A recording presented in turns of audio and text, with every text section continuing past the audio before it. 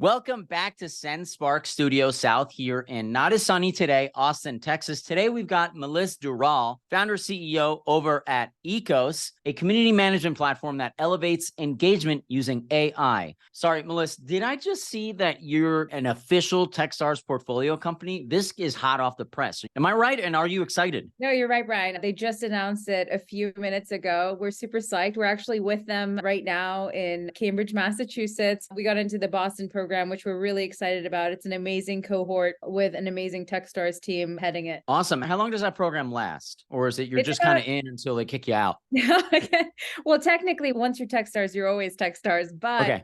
that being said, the program lasts for 12 weeks. Very cool. Well, good luck with the program. I'm sure you're going to knock that out of the park. Melissa, you want to jump into the questions? Yeah, why not? Melissa, our listeners are huge fans of Reddit, especially ELI5. Explain like I'm 5 years old. Can you give us the ELI5 on Ekos? Dating for professionals, dating for community and professionals. I think the way that I describe it is it's a community management and engagement platform, bringing together events, meetings, and networking in one place. And we use AI, similar to what a dating platform uses it for, to match people with members. Awesome. No, I think that's a pretty good ELI5. Dating for professionals, it uses AI in much the way that you kind of use a Hinge or a Bumble? I would say that the feel is more like dating among community members, but Okay. I mean, the purpose of it is so that you can meet members of your community faster, get to the people who are more relevant to you. It also showcases if you've shared an experience like an event or you belong to the same community. So you have some icebreakers when you both connect with one another. It is a double opt-in platform unless your administrator chooses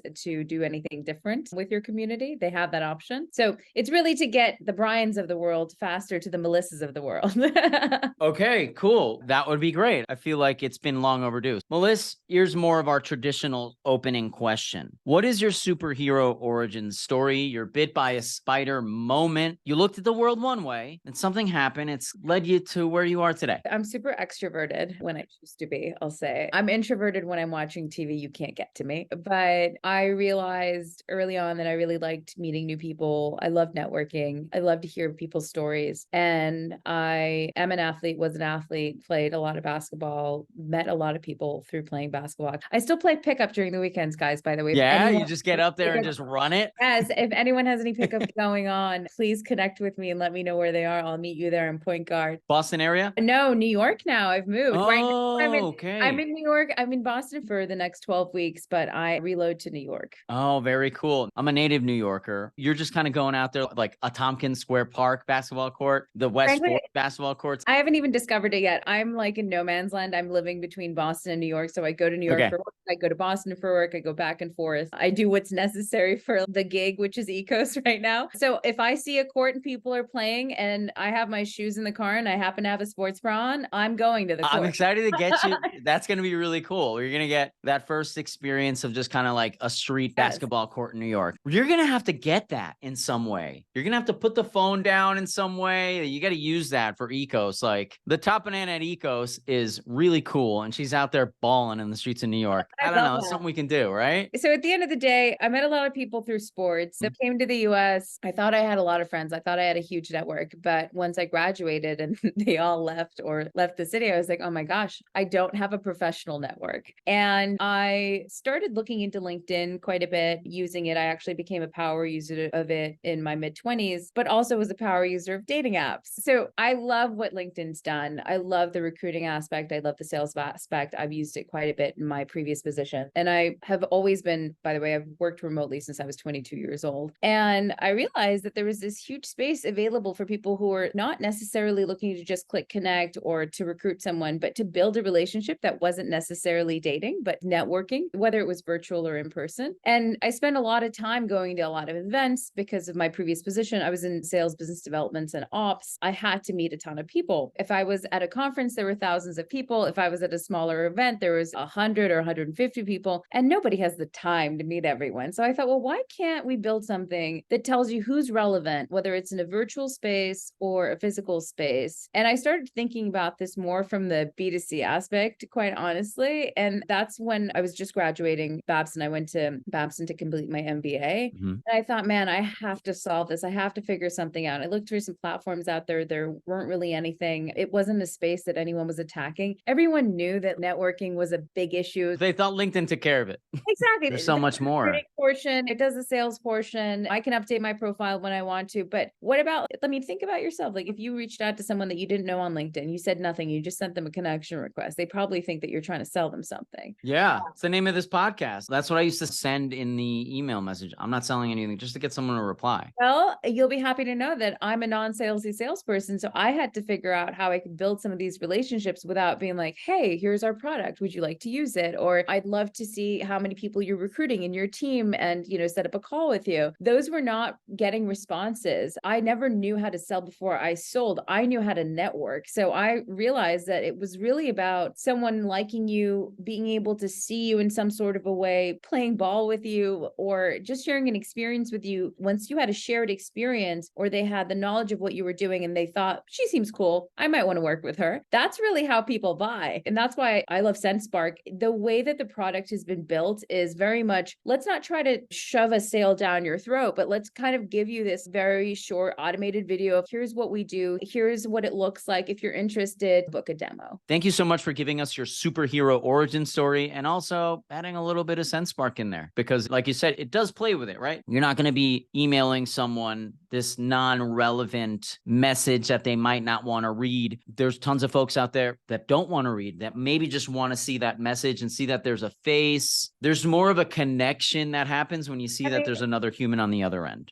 In all honesty, the selling is very much a human business. I know that everyone's trying to automate it, and I very much appreciate it. I think automation should come when being able to find who you're selling to, being able to automate. Yeah. But the first sale, people want, especially with products such as ours, they want to be able to talk to someone. They want to see an actual human being selling a product and then deciding themselves if this is for them. That's another thing. I think that a lot of people are working for amazing companies, but they might not be selling the right way. They might be pushy. This is a product that I feel that doesn't feel pushy. And that's what I'm all about when it comes to sales. You should give the person the option, but you should also save them some time. We get so many emails all day long. I don't want to read that. I don't want to read what you're doing in the 4 paragraphs that you put in. Although I very much, again, to my sales colleagues out there, very much appreciate the fact that they're spending the time putting that together, probably using ChatGPT these days. But I'd rather a video. I don't have time. I want to be able to do almost like an elevator pitch of what is this? Awesome. I want to just kind of step back just because you'd mentioned that there's certain parts of the sales process that cannot be automated. Only maybe the stuff at the beginning to kind of target in a little bit more and make sure you're looking under or you're digging around the right tree. How has or how will AI transform your communications with your customers? Tell me how you're using, how you're automating or doing any type of AI with that, yet still remaining nice and personal where they're going to want to keep continuing that conversation. We use AI for lead generation. We definitely try to streamline any type of communication that's going out to potential leads. We do automated processes for follow-ups. And then on the customer success side, we very much are, here's your person right now, but we want to be able to automate a little bit of the communication through FAQs, but we do want the person to be able to get to an individual if they need help. But we're going to be implementing it onto our landing page and inside of our product as well when it's the FAQ section, so that you can read some of the answers a little bit faster than you currently are, and showing you what questions could be connected to other questions that you might have or that you've already asked. Got it. I believe that AI should be used in a way where it streamlines the process, but it doesn't take the human element out of it. If it's making your job easier, then that's great. If it's making my job easier and I'm having to look for things less and I'm saving time, then that's great. I think that's the best way to to use it when it comes to product. What does your inbox look like as the founder CEO over at Ekos, a community engagement platform? Is it as crazy as every founder on LinkedIn says that they look like? It is nuts. I'm not going to lie. I tried to use a few platforms just so that I could potentially see what emails were more important so that I knew which ones to respond to first. And then, and in all honesty, I just think that people should really reassess the fact that some of these things should not be in email form. You should not be writing words. I wish I had more videos in my inbox. And frankly, I have more paragraphs. I have stories in my inbox, and all I want are just snippets of videos. A wall of words. You're getting a wall of words when honestly you could hit play and sometimes you don't need to watch it. You can hear the video, right? I mean, listen, I don't even read. I listen to books. I'm obviously a very specific kind of buyer, but at the same time, I want to consume it in the fastest way possible while I'm doing 7 other things, because that's right. what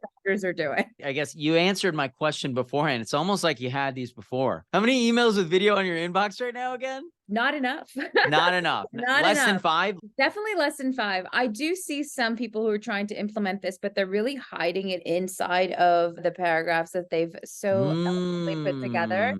I don't want that. I want it to be an image, like when you're sending a newsletter. Honestly, if the call to action is click on this and you'll know what I'm here for or what I want from you or what I'm trying to sell to you, I'm more likely to click on that. And that's helpful because with the Sendspark, they send you a Sendspark, you get that button on the bottom, right? With the CTA, yeah. You get concise on the email to Melis Dural. You want to send her an email. Get clear and concise on the very first part of that message, what that video is going to entail. She's going to click that video. And if that video is doing a clear and concise job, that CTA has got a good chance of being clicked. Would you agree? I would 100. If you are trying to sell to me, I would say elevator pitch in a video, in an email, and you'll likely get a response from me. Fantastic. So we'll just jump really quickly into the Ekos use case segment. Melis, what problem were you trying to solve when you started using Sendspark or video outbound here? Well, one of the things that we were doing was doing a lot of lead generation, and we were getting quite a bit of clicks. I think we found our customers, and we did a lot of work to be able to find the who's. We really realized that people didn't have time to go through why Ekos would be a great solution for them. Like if we got them in the first sentence, but then if we didn't get them, we never saw them scrolling down. So when I was talking to the co-founder of Sendspark, one of the things that she mentioned was, you should take a look at our tool. And there's like a large, lovely founder community between Boston and New York. And I said, great, I'll take a look. I fell in love with it. I mean, it was exactly what we were looking for. We wanted something that created a shorter sales cycle of the consumption portion for the person we were trying to reach. And that's exactly what Sendspark did for us. We were getting more clicks. We were getting more open rates. And I think that's when we realized that this is a tool that we can definitely bring into our sales strategy in the long term. Clicks and open rates, those are the big ones. Originally, you were saying that you were getting to those people, but you weren't necessarily grabbing them. So that sort of value, the value proposition for Ekos, you can't get it out in just a quick sentence. Think about it this way. When someone clicks on to book a demo, the purpose of the demo is to learn more about your product. But what if you were able to give them more about their product in a short snippet of a video, as well as giving some information about what you're selling, why you're selling it, maybe something a little bit about pricing. Is it your it's SaaS? Is it white label? Is it however it is? So that they're like, oh, 1, I can afford it, or 1, I'm the right person. 2, this sounds interesting and I'm actually looking for a tool that does exactly this. And 3, I frankly would like to meet Melis. Right. You're out there. You're kind of putting that, like you said, you're gregarious. You're energetic. You like to meet people. You have an infectious personality. Again, we hadn't talked on video at all before this. That is but if true. I gotten, this would have happened much sooner if I gotten a video, or maybe if I sent you. I personally appreciated the fact that you gave me some snippets about how you ate Oreo and drank some milk to kind of do some 30 seconds of icebreaker in the beginning. I'm like, I don't need this, Brian. I'm good to go. All right, cool. That wasn't even an icebreaker. It literally, as you said, how are you doing? And I'm one of those people that I'm not good in elevators where someone says, hey, how are you? I can't just be like, good. I'll be like, my stomach hurts. I haven't been able to sleep all night. And I'll just be quiet. Why did I even ask this guy this question? Exactly. But that's why I do podcasting. Melis, are there any specific features on Sendspark that you're using that you love? I love the editing functionalities. I think that it helps you to be able to condense the video so it doesn't feel like, okay, well, here it is. It's a link and it's the full video, because it gives you the ability to be able to see where you're hitting those sales points. That's very important for me. me. I know when someone is paying attention and when they're not. And we've done a ton of demos. We know when someone's paying attention. Oh, based off just the analytics? Yes. Of what you get back from Sendspark. Like, okay, did they actually pay attention? Or nope, they clicked on it and literally didn't see anything. I think one of the things that makes a good email when you reach out to anyone, whether it's Ekos or anyone else, want to be able to understand where they're going and where you're losing them. It's similar to product, right? When you be able to understand how the user experience is. So did you get them when they clicked onto it, or were they like, okay, I'm here for 10 seconds and done? So Sendspark for me feels very much like product of how we do it, which is we're able to watch where they're clicking, what they're doing, where they're engaged, where they're spending the most amount of time. And then when they're falling off, we're like, great, we need to redo this. Wow, yeah. You're treating the video as a product. You're treating the video as a product. That's really cool. I haven't heard it put that way. Melis, do you have any specific or tangible results that you can share with us briefly? In terms of open rates, we have seen our click rates have definitely increased. Our open rates have increased, and the time that they actually spend watching the full video has increased, which we've done a lot of work on too, because we wanted to understand where we're losing them. Like I said, I think it's a great tool. I think that anything that is encompassing not only just video, but also allowing you to be able to pull that data analytics behind it so that you do a better job selling. If you're in sales and you work for a large organization, someone turns to you and goes, "What'd you do this month?" And you can bring that and you can say, here's what I did, here's what I'm using, and here are the open rates, here are the analytics behind it. And I think I'm going to be able to hit these numbers because of this next month. Melis, what would you say to someone in your position who's considering using video outbounding and possibly looking at Sendspark? I would say buy. Quite frankly, the pricing, it fits well with either pre-seed or seed stage company or later. It allows anyone who's either an expert in sales or who's just started understanding what sales looks like for their organization or their startup. And I think that just in general, just because I've been a part of a few other sessions that you guys host, you do a lot of informational and learning sessions as well. So if someone doesn't know how to use the tool, or it's their first sales job and this is the tool that they're using, I would say you're going to have the easiest time versus someone throwing you among the wolves and saying, go get me 10 customers. Awesome, Liz. Thank you so much. And we do pride ourselves on getting that type of content out there for people who need the inspiration or you need those use cases. And what we're doing right now is another great example of it that we'll be able to use for current customers and future customers. So thank you so much. Small plug, we do every 2 weeks video selling live with Chris Bogue. This past week was my first one joining as a guest, and we did how to stop saying in your videos. And we basically just kind of dug into how you can use that vocalized pause into a non-vocalized pause, a dramatic pause. It adds to conversation. It gives it color. There's a bunch of different things that we go over, and the topics change every 2 weeks. So video selling live. Yeah. That's why I love recordings though, because you can always take the ums out. Exactly. Yeah. Melis, thank you so much for completing or walking us through how Ekos is using Sendspark. And that concludes our Ekos Sendspark use case segment. All right. Here's the next one. Melis, what do you do for work in an alternate universe? God, I work for Disney. I work for Disney, and I don't know if I work in Disneyland, like I'm in Orlando, or if I work for Disney, like Disney and Pixar, and I'm on the streaming side. Gotcha. You might be corporate on Pixar. There is a corporate office also in Orlando, or you could be a character. I could be a character. What character would you be? I love Snoopy. Snoopy. That's a very good one. Is that even Disney? Isn't it? Is it No way. No way. Googling right now. We're doing this. We're looking this up. Snoopy. Snoopy's in the DC version of it. Oh, really? Okay. No, is it not? Well, Snoopy and his friends are they're not Disney. You are right. Oh my gosh. I can't believe that I got this wrong. Wow. Shame on me now. Shame on me. You. Well, let's pick another character. Okay, who would the character be if it wasn't Snoopy? You cannot mess this up. If you say another non-Disney, then I'm not asking you the next one. No, I get it. Elsa? Okay, fine. I'll give you I Elsa. feel like we're probably going to get a lot of clicks from the younger generation now that I said Elsa. But Elsa is a great one. I love Elsa. Okay, Elsa, and we are wearing the baby blue. This is icy. I could also be Stitch because I feel like I have the Stitch vibe. Like, oh, right. With the hair. Yes, exactly. Oh, I didn't want to say messy. I wanted to say like intentionally messy. It is. This is a look, guys. It is a look. I love it. I love it. Melis, what is an unusual habit or absurd thing that you love? What makes you weird? I watch TV like this. And in all honesty, I'm not making that up. I actually have video recordings and or photos of my friends taking pictures of me while I watch TV. And I mostly watch Disney, which is why I want to work for Disney. Wow. Interesting. So you were watching Peanuts and you said, I want to be the dog. And then you realized Peanuts isn't Walt Disney. Yes. And then I was like, oh my God, I failed, epically failed. So you're still obsessed with Disney. I think that's cool. Listen, I love Marvel, DC. I love all of that stuff. I almost feel like that's just like an upgraded version of what Disney is. So yeah. Grown up a little. Yeah, a grown-up version. I also always loved comic books. I love Legos. That's definitely something I've been doing less of just because it's time consuming, but the last one I did R2-D2, which took a while. Really?